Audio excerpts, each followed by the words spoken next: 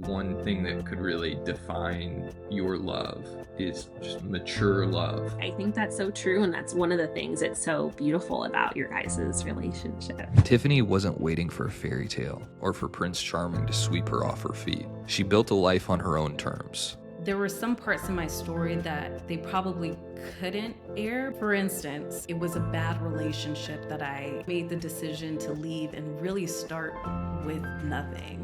$0 in my bank account, and ended up at one of the biggest companies in the world. Romantic love wasn't something she needed, but if it found its place in her story, it had to be real. I wish that story would have been told versus I am the girl that's falling in love with the night director. Enter Brett Brown, a man who didn't just settle for success, he defined it. Millions watched as Tiffany fell asleep on a date with a man she had fallen in love with through a wall. Are you there? Hello, hello? Tiffany? Most men would have taken it personally, but Brett, he proved why their love was different. The one great thing about the format of Love is Blind is you need to be intentional from the start. What if the love you've been waiting for isn't about timing, but clarity? On this episode of Blind Love, Brett and Tiffany share how they knew they'd found the one and the mindset that gave them the confidence to settle for nothing less, because the best love stories aren't about the first spark, they're about the fire that never burns out. This is their story. All right, you guys. So today we have from season 4, Brett and Tiffany. Our golden couple. Yeah, Sleeping Beauty. Yes, and her prince or king, whatever you prefer, Brett. King. King. King. I knew he was gonna say that. King, get it right. T'Challa. How's life, you guys? How's the house? How's settling in? Life is great. Life is great. Yeah, we still definitely have some decorating, some furniture things to do around the house. We have a whole backyard to figure out what we want to kind of model it as, because our backyard is kind of like a little bit of slope. Mm, Actually, the whole thing is on a slope, but it's a Mhm. really good size. Great. So we have no idea what to do with it just yet. I've been doing some 3D concepting, of what that will be that I have not shared with Tiffany just yet. And I just give the approval. Yay. Yeah. Yay, you could do such fun stuff. My dad has a little bit of a slope, and he has like a waterfall and like different things kind of going on there. He has like a little koi pond at the bottom of the waterfall. There's all sorts of cool things you can do with a little bit of a slope, you know? So for the people who don't know you, Brett, can you tell us a little bit about how you fell in love with Tiffany? Oh man, we're going back. You know what's wild is May will be 3 years. I For- know. Yeah. Isn't that wild? Three. Okay. It's 3 gone by so whole fast. years. Like, 3. I know so much has changed, but at the same time, it is. it feels like surreal. yesterday. Yeah. Yeah, we're on season 8 now of Love is Blind. I know. Yeah. That's what? How did that happen? They've doubled the season count in 2 years since ours aired. They're really popping them out like Yeah. wildly fast. But to answer the question, because she's getting anxious. She's like, I I was want to like, hear. baby. I want to hear. I wanna hear." Actually, it's funny because we were watching the newest season last night, and one of the things she had asked me was, because I don't think it was aired in the show, but kind of what put Tiffany on my radar was Marshall had kind of like did an alley oop basically to me. He came out of the pods one day, and he was like, "Hey Brett," he's like, "Listen, I don't know if you're really talking to Tiffany like that, but she's an amazing woman. But with the age thing, like I'm younger, she's older, like it wouldn't work out." But he's like, "She's a really good catch. I think you should talk to her." So I was like, "Oh, spider sense, like ding." And here we are. So Tiffany had asked me just last night, actually. She was like, yeah. she was like, "Hey, do you think we would have wound up together if Marshall hadn't kind of did the alley oop?" And I had to think about it for a second, and it was maybe 3-4 days into it.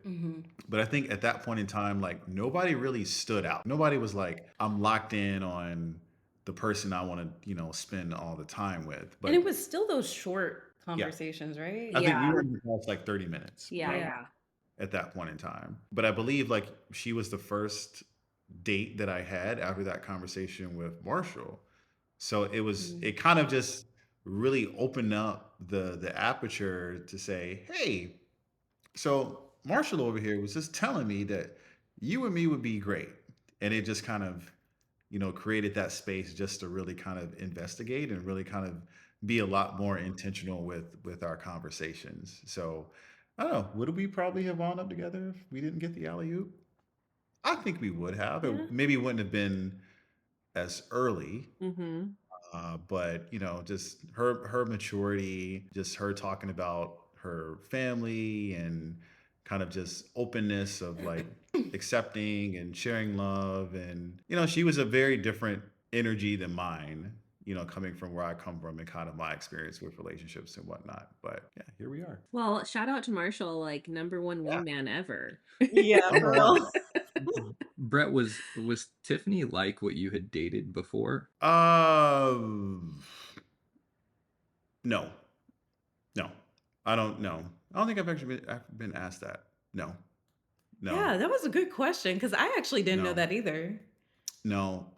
And I think it's twofold. I think the one great thing about the format of Love Is Blind is like you have to be, and you need to be intentional from the start. So you can go deeper, you can go a little more personal early on, and you don't have to worry about scaring somebody off, right? In Yeah. normal dating, if you're date two talking about family and trauma and ex relationships, it's like, oh, this guy is, I'm just trying to have fun. This guy asking me about all of this stuff. Like, I don't want to deal with all that. Mm-hmm.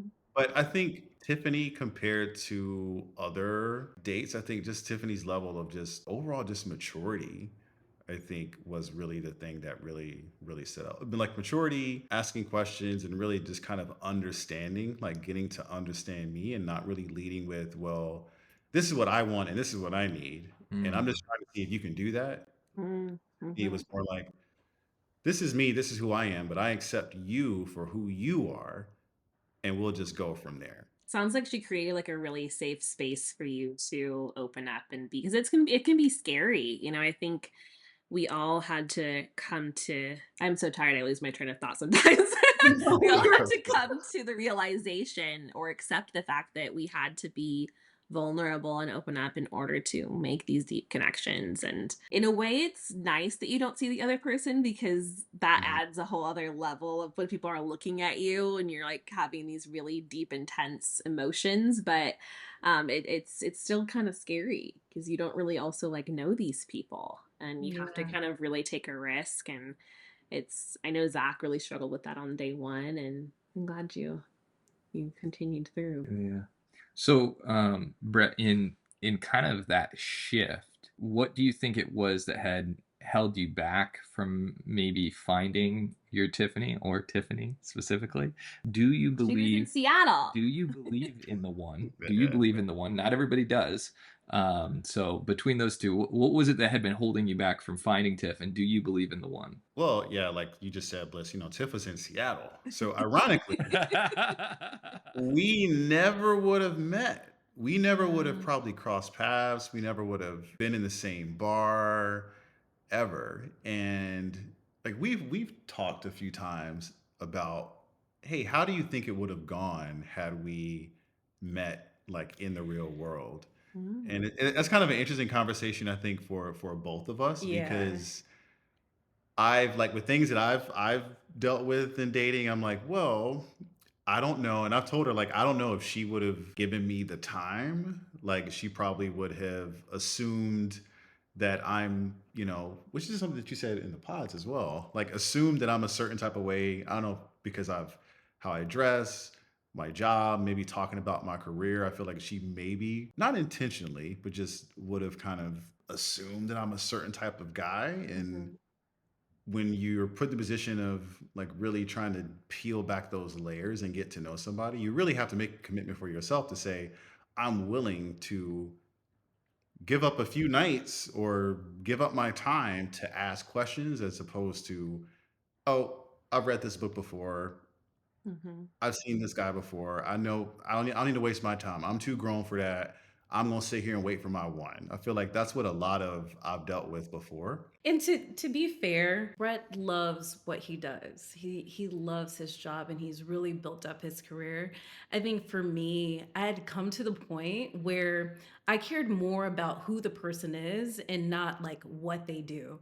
Especially working in recruiting at a really big company, I'm surrounded by people that are highly accomplished. So I want to know who the person is. Mm-hmm. And so, like, people that approach me and they lead with their job, like in the real world, I'm just kind of like, okay, cool.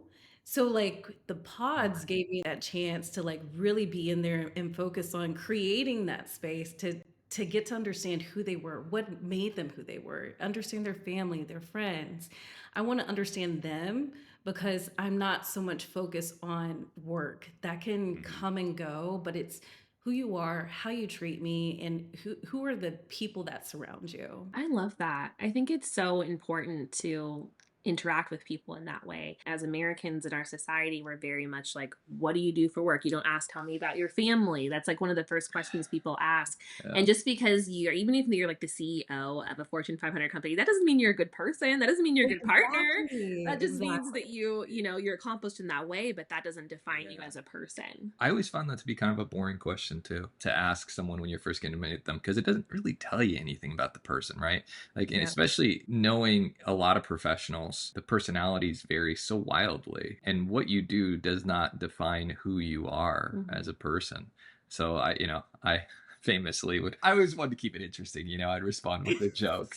That's why I told Bliss I was a stripper when she first met me. Oh my gosh. Yes. All Well, I right. remember the stripper. There was something else you said that had me like, whoa. What did I tell you, Tiff? I remember you said I think you said you were a defense attorney, but it was how you said it where I was just like, ooh, this is kind of scary. Oh no. And then other girls on our side like had the same experience where it was just like, we're not sure if he's being serious or not. I think I told you, Brett, that I was a zookeeper because I had a dog and a cat on our one and only date. You're probably like, what? Zookeeper. Oh boy. She loves her animals. She's not looking for a man. Yeah, basically, I don't need no man. I got my I animals. got my animals. I got my animals. It's still kind of that way a little bit, huh? I'm just kidding. I can't live without you. So, Tiff, what do you think if you guys had met in the real world? What do you think? I think physically I would have been attracted to Brett. Mm-hmm. Oh. We all know that one. I know, right? Gosh, but man like Brett. But I think for me, I'm a very open, outgoing person. I think Brett is the type of guy where I even said it in my interviews. I was like, you just got to peel back those layers, and under those layers is something like really beautiful. I don't think Brett puts his cards all out there when you initially meet him. So, with that being said, I don't know if I would have given Brett a chance because of that. I was used to like more like just really outgoing life of the party kind of personalities. I would gravitate towards that. But that's something that's initially what makes you happy. That doesn't keep you happy long term. Yeah. And that's why like I like the pods because it really helps me be intentional and ask the right questions. And I don't know, like we weren't forced to stay in the pods, but when you know you're in a pod for 4 hours talking to someone, I mean, those conversations are going to naturally flow. Mm-hmm. And so the Brett that I got to know in the pause, I was like, okay, this is husband. This is husband material. And it had me thinking differently of like the kind of man I wanted. Like every single night I was going home looking at the list that I already made and who I was attracted to at first from initial reaction. I was like, oh, like they have that outgoing personality.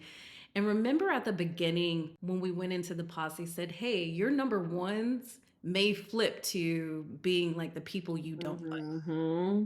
So I tried not to place too much focus on who my number one was, like those first 2-3 days. I mean, these are very short conversations. Mm-hmm. I knew for sure I wasn't going to find my person like that first or second day. It was when the time got longer in the pods where I was just like, okay, I can actually have very meaningful conversations with these people. And I'm monitoring, in my mind, I was monitoring, how did I feel? What is my ease of conversation with this person? Am I getting to know something new about them? And I think in the real world, I probably wouldn't have had that chance, especially with us being in different cities. So yeah. It's so fascinating to me, your personalities, because everything you said about Brett, I observed that in the pods too. It was, Mhm. I think it was like later into the pods, I realized how interesting Brett was, because he doesn't let you see all of the intricacies of who he is when you first meet him. He's very reserved, and he's a really good listener. And I Yep. think that one of the things that I've observed about both of you is that you're both really, really good listeners. Really good listeners. And so it's fascinating, like kind of seeing the dynamic of that. Because a lot of times you'll see one person in a relationship that's a really good listener and the other that's kind of more of the talker. Mhm. Um, Mhm. and I'm sure you guys have one, you know, Tiff, I think is kind of more of the talker Yeah. in the two of you, but really interesting to observe how good of a listener Tiff is as well. Yeah, I was thinking too, like how you were saying, Tiff, that you usually attracted to people that are like the life of the party at first, and you're kind of like that. So it's good Mhm. to have the balance. I think Yes. it's. I think it's important to have balance. Like Zach is a lot more extroverted than I am, and like at parties sometimes I get very anxious, and I love that I can just kind of like lean on him in a way to just hold the conversation or Mhm. make me feel comfortable in those situations because I can get some pretty intense social anxiety. But I think, Mhm. I think they said, I think Chris said something like you want to be like 70% like your partner and 30% not like your partner. Where do you guys Mhm. think you fall into that? Do you think you fall into those? And of course, that's not like a one size fits all estimate either, right? But it's just interesting to think about. Yeah, I haven't thought about that. I'd say like the common link between both of us is just how grounded we both are. I Mhm. feel like Yeah. how we view and accept other people, listening. Like I feel like so Mhm. like our core as a human, as a good human, I think is very similar. Your core values for sure. Yeah, Yeah. core values are very aligned. Mhm. But then it's like, yeah, Tiffany's very bubbly and giggly, and social battery can run out faster than mine. But I'm not that social. But I have a longer battery. I can Oh, kind of be longer. interesting. I can Interesting. Yeah. like I don't mind being around a lot of people. Like I don't really run out that fast. But Tiffany's like, oh, I don't know, babe. That's gonna be a lot of You're like people. hard and fast. You're like, I got a lot of energy, but it's gonna drain it quick. That's I so can work fascinating. through and then I'm out. She's a Okay, mom needs Tyson. rest. She's a Mike Tyson. Yeah, yeah. 2 rounds, and I'm like, but I got the cardio for days. I can go 12 rounds and win on the decision and be fine. Oh my gosh, that's so funny. Yeah, I think I have low energy and short battery life. I'm like, I don't know who I'd be as a fighter. I'd be the one getting knocked out in the first round, Oh, probably. that's not true. That's not true at all. Bliss can be incredibly social. Yeah, I think you'd probably fall into a similar domain as Tiff. Actually, like, Really? yeah, I think you can be on Look around when people you're I on, enjoy. and Yeah. then you'll get kind of tired. Whereas I hadn't really thought about that component with socialization, because a lot of people think that because I love to talk. I can just go and go, to my detriment. Um, but sometimes I also, I will get burnt out too. And I think just because you're an extrovert or tend to have extroverted tendencies Mhm. doesn't mean that your social battery doesn't also expire. Yeah, totally. I think Yeah. that's a really, really powerful point that I don't hear a lot of people talk about. If we can take a little bit of a step back to talk a little bit more about you individually, like I always like to ask this question because to me it's really interesting. Like, what was love like for you growing up? How did you experience love? Like, what was your like examples of love? I think that's such an interesting question and really telling about who we are. Yeah. I feel like we were just talking about this the other day too. Mhm. So, growing up, my parents have been married for, I don't know, like maybe 35 plus years now. And I think it was just great to see when we talk about balance. It was good to see like how the relationship I have with my mom and the relationship I have with my dad, I felt like they did balance each other out, and I was learning something from both of my parents. What I loved about my mom is it's her energy. When we talk about being bubbly, I definitely got that from my mom. My mom like worked 8, 9 hour days, would come home and still would be like, how's my baby? And she'd like tickle me and everything. So it's just, I think back on those moments of how even after a long day when you're tired, she still had that energy to show us so much love and care and affection. And I think that it's why I'm so comfortable showing love to others and being open about my feelings, because like my mom's very open with it and sharing it with my friends and my family. With my dad, I always say I'm a daddy's girl, and it's because I love them both. But I think it's something about father-daughter relationships. Like I've always wanted to. He's the one that showed me that I can be independent, but I could still be caring and to want things for yourself. He's never wanted me to depend on someone. So he's kind of taught me the ropes of how to navigate singlehood and not judge my worth on what someone else thinks of me. At the end of the day, it's about what your family and your true friends think of you. Are you showing up as a good person here on this earth? And if you are, you're good. So I think just having those two as an example helped shape like who I was, how I show love. I think another thing about me is just when it came to relationships, even leading up to Love is Blind, I saw every relationship, even if it didn't work out. I was just like, wow, you know what? This just brought me closer to who I'm actually supposed to be with. I was never the type to like get so upset at a guy and be like, how could you? And you deserve to be with me. No, no. It was kind of like, okay, that doesn't make you a bad person. You're just not my person. And I have to credit like my parents for making me see that it's not you. And you know what? It's not them either. They're just not ready for you at this time. And they're not your person, but your person is out there. I go off on tangents sometimes. What No, about I you? think that's so beautiful. And I think that's something that anyone who's been around you in a long capacity can really see. Like, I remember admiring that so much about you when we connected and talked when we were in the lounge and whatever. Like, you had such an ease to you. You weren't like desperately looking for your husband and oh my God, like frantic, like, I need to get married right now. And, my age and did it like you were acknowledging it, yes, you were Like, 36 here. years old, but you weren't like, you just had this ease to you. And I think that's so beautiful. And it makes me like, how do I make Galileo be like that? Tiff, I'll never forget. I'll never forget when I first met you. I knew that you were Brett's person, and everybody knew it. Yeah. Like you see the two of you together, and I just remember my first thought was like, okay, they're definitely getting married. You could see the love, you could see the connection. You're like, He told me that when yeah. we Oh reconnected yeah. after Mexico. Oh yeah. I was so happy, and whenever I see someone finds their match, that missing puzzle piece, it makes me so happy. Yeah, and I think like women that are have watched you on our season and continue to follow your journey, I hope that they can learn from that. You don't need someone else to like define who you are. You don't need a love to define you. Love is great to have and finding that relationship, but not forcing something that doesn't work, because there's plenty of people that have been in situations, including myself, that have stayed in a romantic situation that wasn't right for me. And I was just trying to make it work instead of like gracefully just letting it go. It's so interesting. Like as we're kind of unpacking some of this, I really think one thing that could really define your love is just mature love.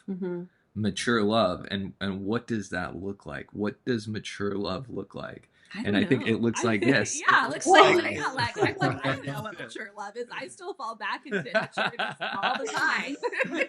Just to be completely honest, I'm still on that journey. But no, I think that's so true, and that's one of the things that's so beautiful about your guys' relationship. I always say, like, it's through life experiences. I always want to encourage women to go out there and date and see it as something that's fun. Yeah, it can be a little bit exhausting, but try to find the positive out of it. Don't go into every situation thinking that I'm about to meet my husband. Think about it as like, okay, I'm meeting this person. They're showing some interest in me. Let me at least take the opportunity to get to know them. And I think maturity is knowing when to bow out of a situation and Wow. not disrespecting someone in the Mm. process. Yeah. Being able to communicate like, hey, I honestly think you are great. I just don't think either this is the right time or this is the connection I'm looking for. And truly mean that. It's interesting you would say that. Have you guys watched season 8? They just said they were watching it last Yeah, night. we were watching it last night. Yeah. Yeah. Oh, have you gotten to the end of season episode 6? I got to where they left the pods. Like I'm like halfway through the last episode. I am. Okay. Well, don't. So are we okay to talk about I it? don't want to Yeah, give any yeah. spoilers. Okay, I hate Okay. spoilers. I'm like, Brett, what Tiff just said about knowing when to walk away, I felt like that was demonstrated perfectly at the end of episode 6 with the whole quad love triangle, the love square. Yeah, Okay. the love square. Yeah, they didn't get engaged. None of them? Yeah, the girl that was kept talking about all her trauma and everything. Yeah. Yeah, so I thought that was an incredible amount of maturity for Alex to say we're not there. yeah. We're not there. Regardless of who's right or who's wrong, the right decision was for them both to walk away. But at that moment, go see if you can connect, and I think that takes an incredible amount of maturity. For sure. Because, like, at the end of the day, it's not the end of your story. You probably just need more time. I will not understand people that are just like truly on the fence about someone, but still says yes to an engagement. Yeah, I Just agree. save yourself the trouble and the heartache. Zach, Well, learn your lesson, baby. Well, I should have been on the fence. Well, we know why, because I mean, I think the reality of going through Love Is Blind is yes, you're engaged, but everybody knows how it goes. Everybody knows that you end up going on a trip. Everybody knows that you get potentially more screen time. So even if nobody comes out and says it, I think that people who are probably maybe a little bit on the fence, I wouldn't be surprised if there's a small part of them that's like, Yeah. I'm not sure, but I could See it through. I could see this That's through. fair. Yeah. They probably look at an engagement a little bit differently. Even if they don't even realize it, I think they look at the process and somebody proposed to me very differently than if somebody were to propose to them in the real life. That's a very fair point. Because in the pods, it's yes, you get to know people and you have such deep conversations, but you still don't know them in the capacity you would if you'd been with them for 2 or 3 years in the real Yeah. world and then get engaged. And if you're on the fence after 2 and 3 years, then yes, definitely say no. Like that's at that point, right? But yeah, I think it's kind of like almost like a proposal, engaged to try to see this through, not necessarily Yeah. 100% get married. And like even to that, like we've talked about this. Like I think there's kind of being on the fence at the engagement level, and then there's people who have admitted being on the fence on marriage day. Yeah. Like I woke up today and I didn't really know. I'm just going to go with what I feel. And like my belief is that if you wake up on the day that you're about to get married and you're like, I don't know, say no. You shouldn't do it. Say no. Say no. Like Yeah. there Say there no. should be no Yeah, you're right, Brett. at that point, it should not be a what if or will I.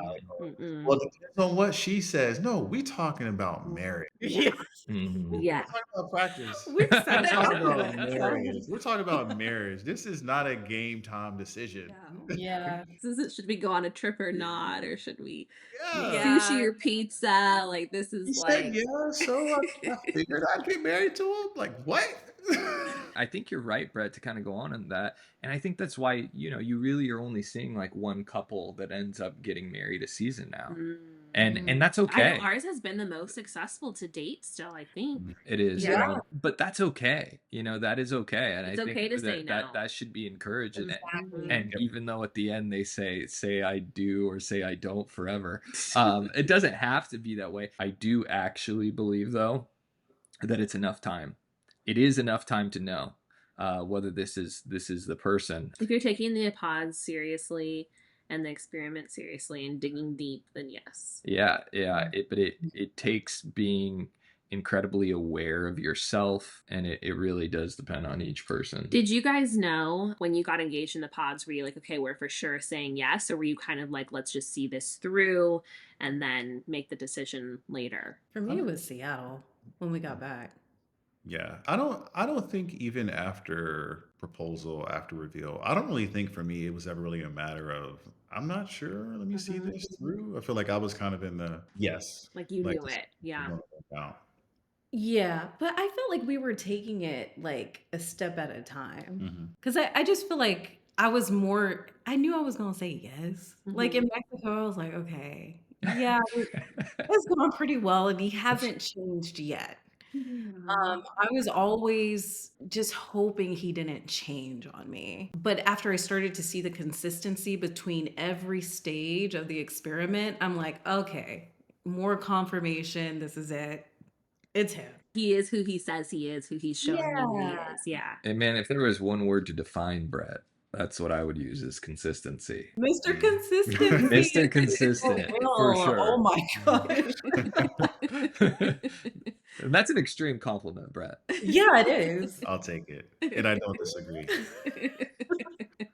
So, Brett, what about you? How do you see love growing up, and what was that like for you, and kind of leading you to Love is Blind? Yeah, I feel like for me growing up was very different than Tiffany's experience. I feel like there was a conversation that me, Kwame, and Marshall had by the pool in Mexico, and I was saying that like, hey, like saying I love you isn't something that really we say in my family. I wasn't proud of that, but that's just the way that it was. There's a saying that we're all like we're all a product of our environment for better or for worse. And I think when I understand kind of my parents and kind of where they come from and what their journey and how they were showed love, growing up, or in some cases lack thereof, some of that when it came to how they showed love to me or, lack thereof. So I can't say that like I grew up in an environment that was very like, hey, welcome home, glad to see you. Mom switches into, the super happy mom mode, or dad is really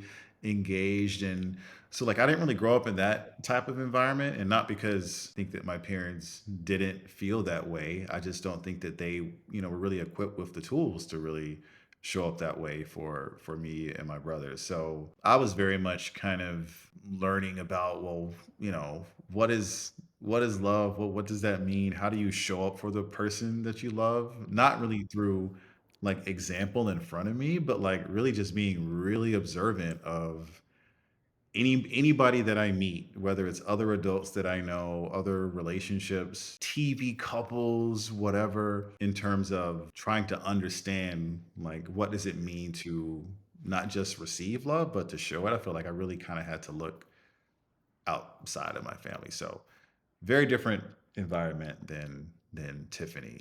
So, and I feel like I'm still on that journey a little bit, honestly. Yeah, it's interesting what you say about the product of your environment. I'll never forget our bachelor party, sitting with you, Kwame, and Paul at was it Katsu Burger? Yeah, it was Katsu Burger. I remember I had that Katsu Burger, was like this Their big. burgers are really like, how do you even eat it? Oh my gosh, I got the Godzilla. I think it was the Godzilla. You take a bite. It was like 8 patties. It was insane. I mean, it was so big. I think I ate almost the entire thing. It helped soak up the 23 drinks that I had that night. But I will never forget the conversation that we had, and seeing how we all grew up in different kinds of poverty, different experiences, but we really all 4 of us had a similar thread of adversity that we had dealt with growing up. Hearing about how Paul had grown up, and how I did not expect us all to have so much in common as we did. I have a little bit of a different view. I think that our environment shapes us but how we choose to respond to our environment determines who we become. And I think some people will use hardship as a pretext to justify not growing, and others will do the exact opposite. They will use it as a fuel or a catalyst to become a stronger person. And I think, not using our hardships as excuses to become better people. It's like, yeah, maybe this is how I love right now because of the experiences I had, but that doesn't mean that I can't grow and become a better person. And because I think about the way that I grew up, and I had and still have a lot of growing. Well, I like how you said, Brett, that you looked at people in your environment that maybe were showing love in a way that maybe you would want to one day. I think that you can learn from your community or even from TV or from books. Like I've just even from fiction, I've like learned a lot about relationships and stuff and how I want to be. Like Tiff, when I hear you talk about your dad and how you're raised with your mom, like I'm like actively gathering information not only for how I want to raise Galileo, but how I want my relationship to be with Zach. Like I love talking to people whose parents, have been married for decades and decades, and like what is it that makes that work? That is so interesting to me because I don't have that direct example. And so you really can learn around you if you're willing to. And I think that's really powerful. And that is why representation matters. Yes. Yes. Literally, that is exactly why, not everybody, even if, someone doesn't have the example by their mom and dad or maybe in their community. Well, when you're a kid, well, you're going to just pick up whatever you that's put in front of you. That could be TV, that could be your movie, that could be whatever website you frequent. But if there's never that representative of whatever it is Mm-hmm. that's put in front of you, it doesn't have to be about love. It could be about career aspirations. It could be about anything. Yeah. If that example is never put out there, Mm. then you'll just you get what you put out what you get in, so to speak. Yeah, you want the children of the world that maybe that's the only example they have of healthy love or healthy friendship or of being motivated to, make something of their lives. Like you want them to be able to see themselves Yeah. in those people and put themselves in their shoes. And that includes, like you said, representation of skin color, of identity, of whatever it may be. I think that's really important. Being able to see someone like you Mm-hmm. and someone you identify with, like, okay, they grew up how I grew up. Mm-hmm. They look how I look. Mm-hmm. I could be like them. Mm-hmm. They're not different than me. And that I agree, Brett. I really agree with that. As we were trying to talk and on that subject, I had this moment when it was like my first year as a lawyer, second year as a lawyer.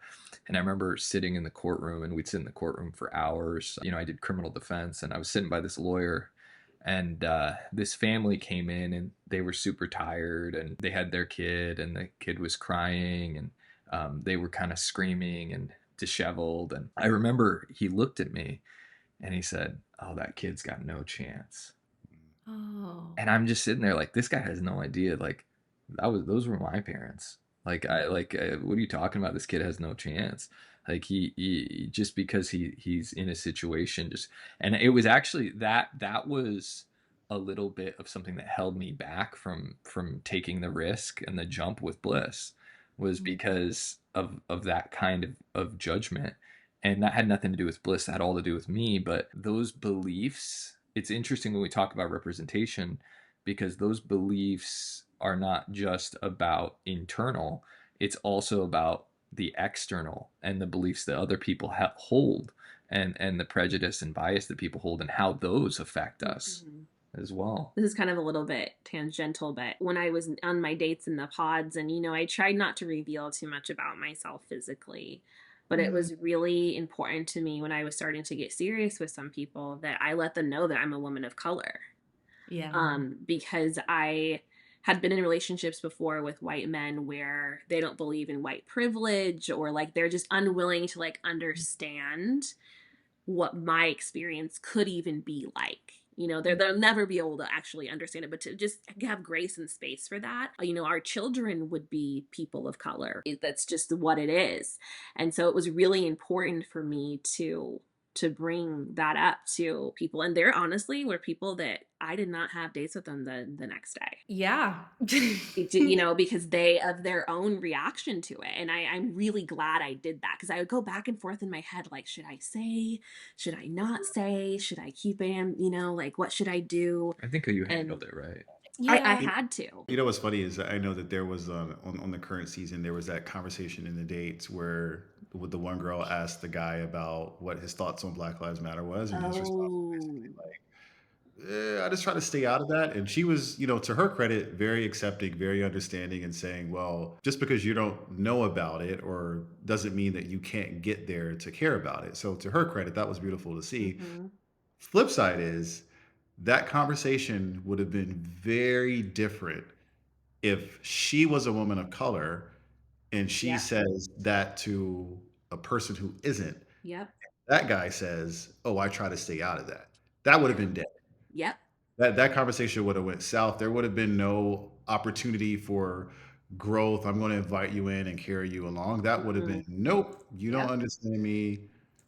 This is it. Yeah, because like what a privilege he has, right, to not have to think about it. That was very triggering for me to see. It's one of those things. It would have been interesting to see like what would have happened if I hadn't revealed that about me with my dates, and how far along other dates would have gone and how things would have been different. I think ultimately, I tough how you said at the beginning, like how Chris was like, your number one is never your person. I gave Chris like a look of shock, because I was like so sure that Zach was my person, and he was my number one from day one. And I kind of looked at him like, well, he's like, well, not yet, not yet. Because I think I must have given him a really weird look, because he like Yeah. kind of was like, oh, what the heck, Bliss? But I was right.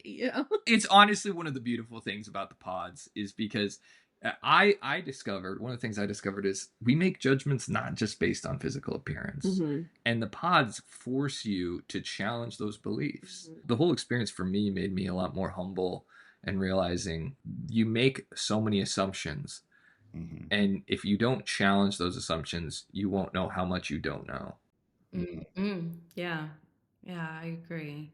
How did it change your guys's, like, obviously you got married, and I always think how weird it must be to go through this experience and then be single after, and like how drastically different dating must be for you. But how did like this experiment change your guys's perception on love? I think I was happy to know that I was capable of truly loving someone.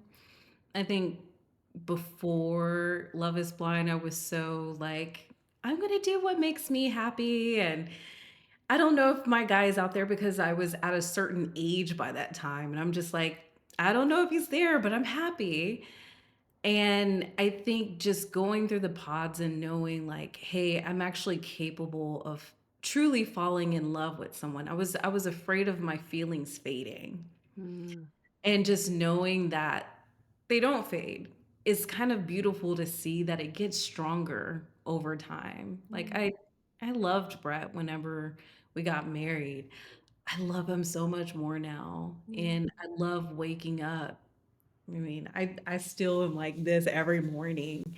I Mm. love that feeling of us in my opinion still getting closer. And then talking about like just how I treat people in general, it's made me more, I would say, like accepting of others and maybe like their faults and like how they approach dating. We all make mistakes when it comes to dating.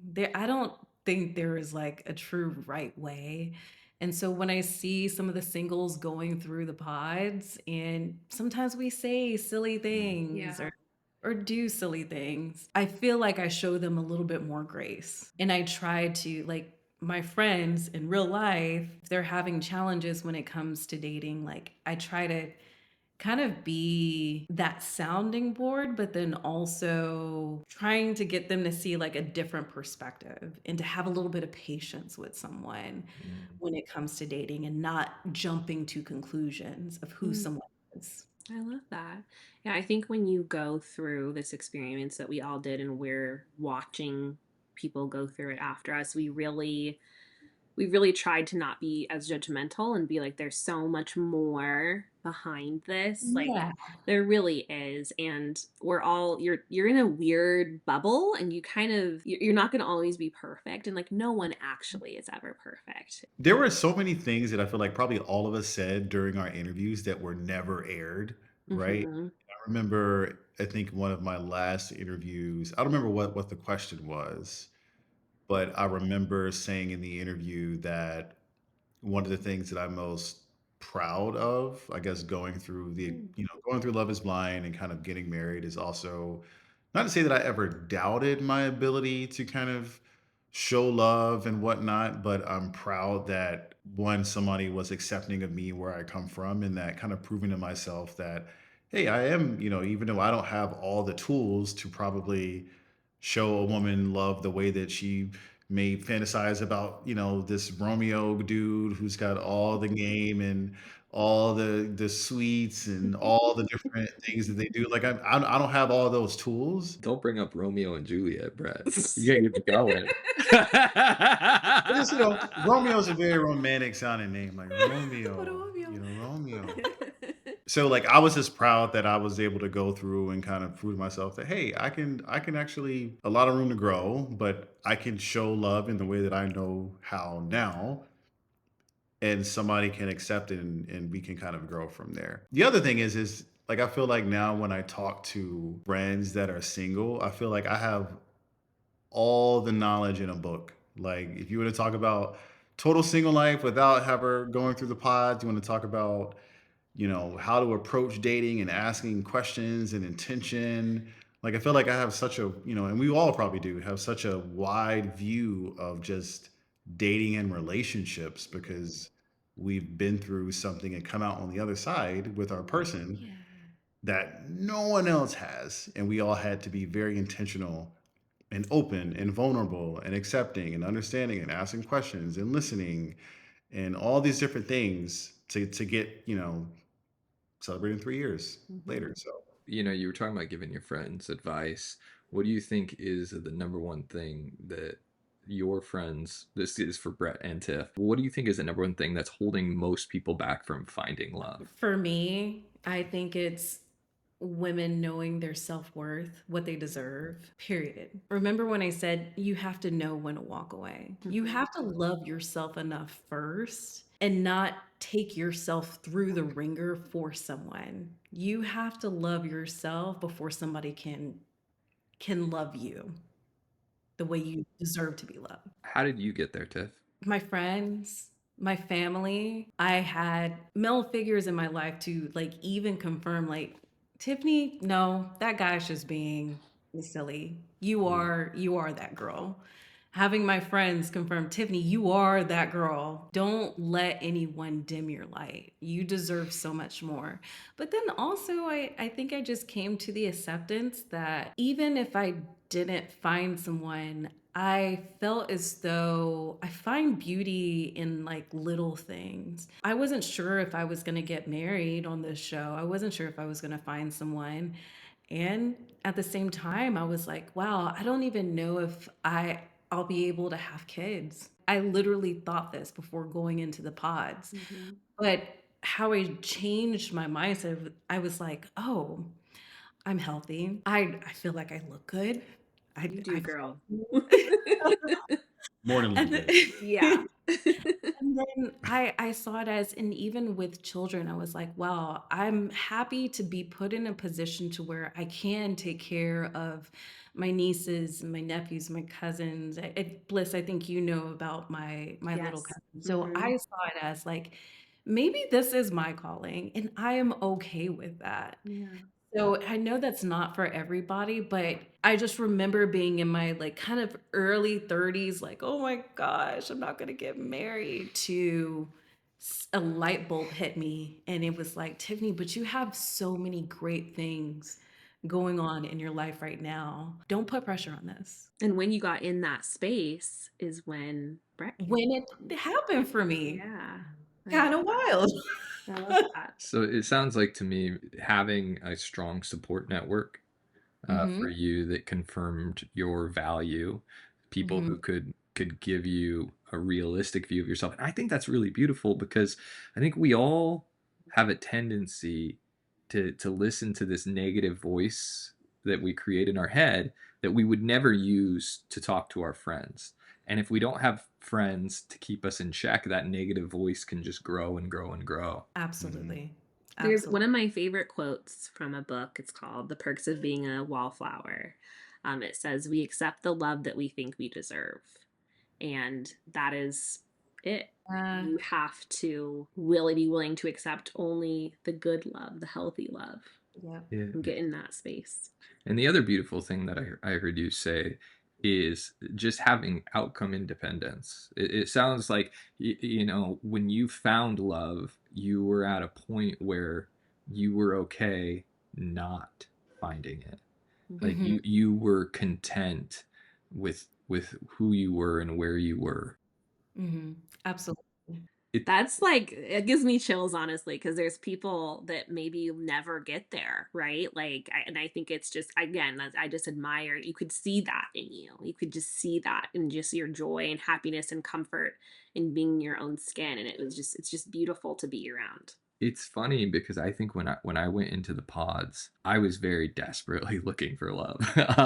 Personally, like I really, really wanted to find my person, but I did have an independence in that I felt like, okay, if it didn't work out on the show, I would still find it. Like I still had that confidence in my heart that even though I really wanted to find it, like I would find it. But the funny thing is that after Bliss and I broke up and I ended things in Mexico, I was not looking for love at that point.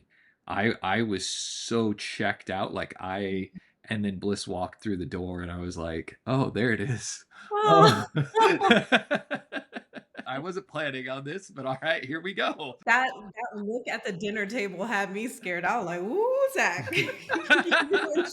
All right, Brett. So what do you think your advice would be to someone who is out there still looking to find love and hasn't found it? Kind of what Tiffany was saying. I think number one is knowing your self worth, knowing what you bring to the table. As long as you're being honest with yourself, you know.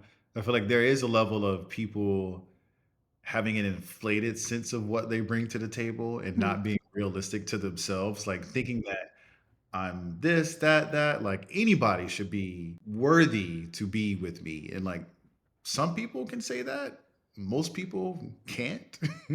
And I think when you go into dating with that mentality that I'm such a catch that everybody they have to be absolutely perfect and can't show any little bit of like saying something wrong or a flaw or I didn't like the way that they said this or that. For men and women, I think number one, yes, you want to understand your worth, but you also got to be very real with yourself about who you are, what are things that you need to work out internally that may prevent you from being your best self to a person. But outside of that, I mean, I think a lot of people fail at just walking through the door, so to speak. I feel like in today, there are so many things that we can do that pull our attention in a million different ways.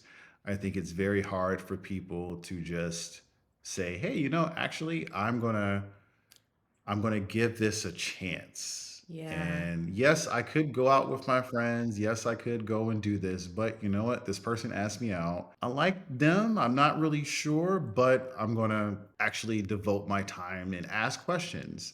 I feel like a lot of people fail or kind of drop the ball at that point.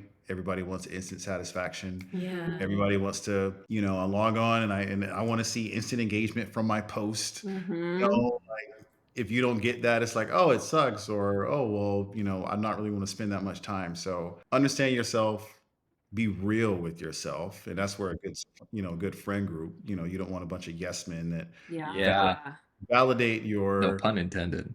yeah. Yeah.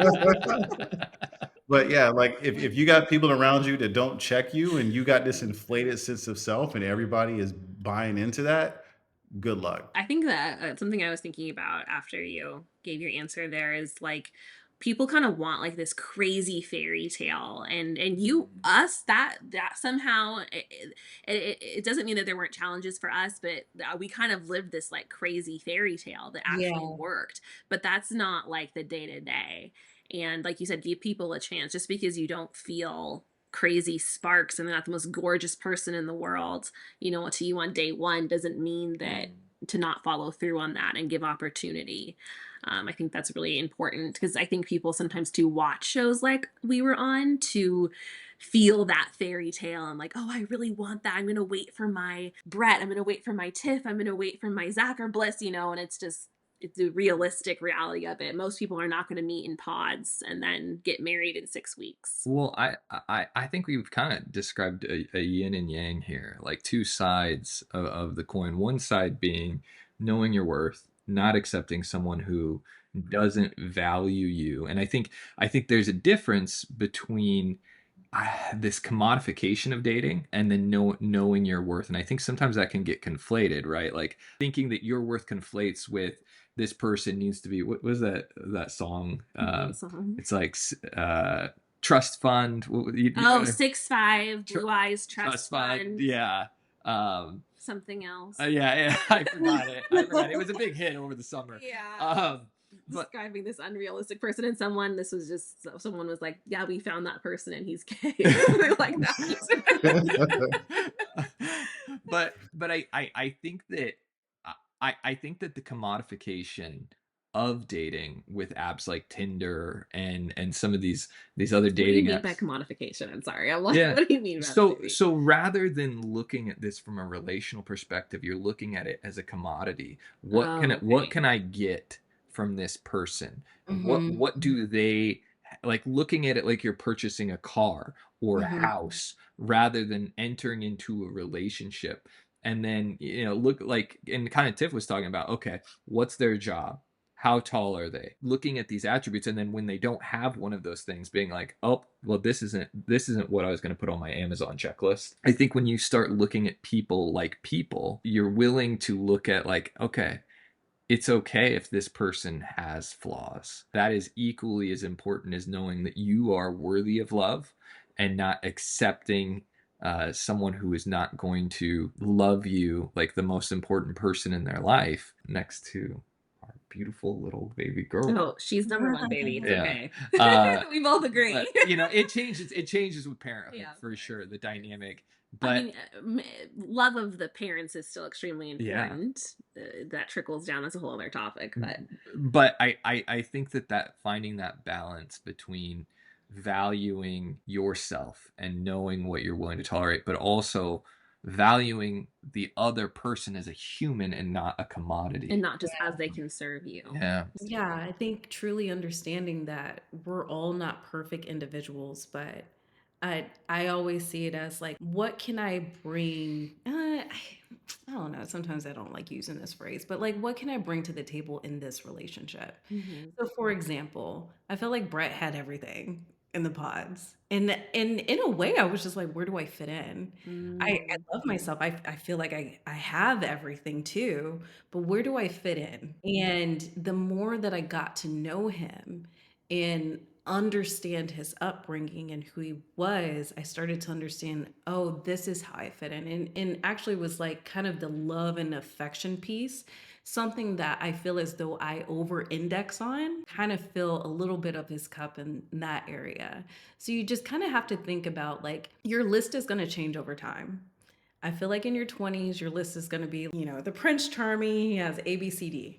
But then after you go through life experiences and you date a few people that don't meet your expectations, you start to be a little more realistic with who is going to keep you happy in the long run. So be patient when it comes to dating, because it does take practice and kind of tweaking who that perfect individual can be for you. It takes time to be able to look past the surface. And look at the things that really matter. And that was what was beautiful about the experiment that we went through. How lucky are we? Is that it allowed you to try as hard as you could to see the core of who someone is. It also relied that the other person was vulnerable and honest. And we've seen that not just with our season, but with other seasons, right? You can't, if someone's a manipulator and they're going to try to put on a facade, hopefully you can read through it, but Sometimes you can't. not everyone does, and then you run into the games where people are sabotaging other people's relationships. I remember I was telling Zach this the other day. I kind of had this weird thought when I was going into the pods. I was like, someone actually has to like me on my personality. Like, do I have a good personality? Have I relied too much on other things A to real thought. engage with men? Like, wait a second. And I started getting a little worried. I was like, wait a second. What? Like, am I, I don't know. It was kind of funny, you know? I double checked myself as well. I was like, well, Brett, were you worried? I am Were you the worried at one all? of the Huh? Were you worried about not being able to use the good looks? A little bit. Honestly, yeah. It's like, like if anything, I can lead with, "Oh my gosh, he's so handsome," but Yeah. no. Yeah, I'm not the loudest person in the room, so yeah. Yeah, it's definitely a humbling thought. Yeah, it It is. is. Like, I really have to show up. I actually really Yeah. have to try. So funny. So I'd like to talk a little bit after the pods. Tiff, I know that we all had a lot of support, but also toxicity on the internet. And I'd love to hear a little bit about some of the challenges that you overcame after your relationship became public. I think this is a great question, by the way. And I don't talk about it a lot, but Bliss knows. I think for me, I feel like women can be very harsh on other women that go through the show. Yeah. And I felt as though, as much as I can say, like, I'm confident, I'm good, life is great, I found a great husband, I felt as though, like, I was put here compared to Brett. I felt as though it was great that Brett was celebrated, but at the same time, I wasn't my own individual. I wasn't as celebrated. And I had to go through a little bit of an identity crisis. I was just like, wait, who am I? And do people like me as much? And you have some people that, yeah, I mean, it wasn't a majority of the comments, but those few comments that really get to you really stick with you, especially if it's the first time that you've ever heard this before. So you're kind of looking back at yourself like, wait, did people really get this from my personality or how I showed up on the show? I think that first year was pretty hard for me, just like mentally. I've never felt so, I don't know, down and like questioned my own self-worth. And then after I grew a thicker skin, like it took some time to hear some comments. And then afterwards, I felt like I was coming out on the other side. So I felt like last year, I was like, okay, I'm blossoming again. But another layer is sharing a lot about myself with the world. That's something I still struggle with. I do, like, even though I'm an extrovert, I still value some type of privacy. And so having to be so like public facing when I was barely on social media once every 3 to 6 months.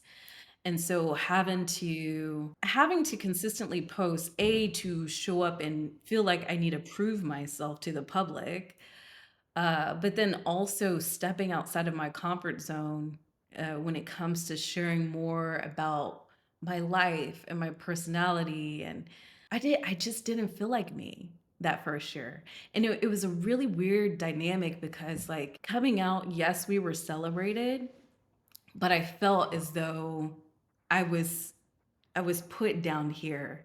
I hate it when people want to lift someone up and put somebody else down. Right.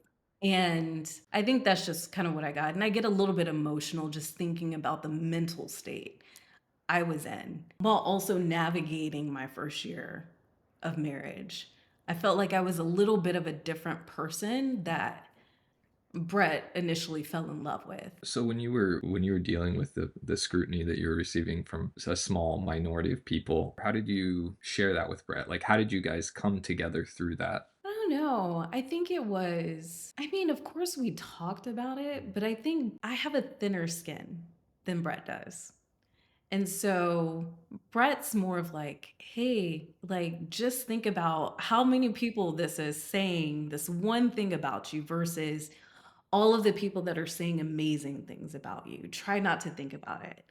I had to reframe my mindset. He can only lift me up so much. I have to do it on my own. So taking things into my own hands. Of course, you can block people, whatever. But there were times where I was just like, you know what? I'm not gonna log on and be in that negative social space because my mind is getting too wrapped around the negative comments or people thinking something about me that is not true because maybe the rest of my story wasn't highlighted or told.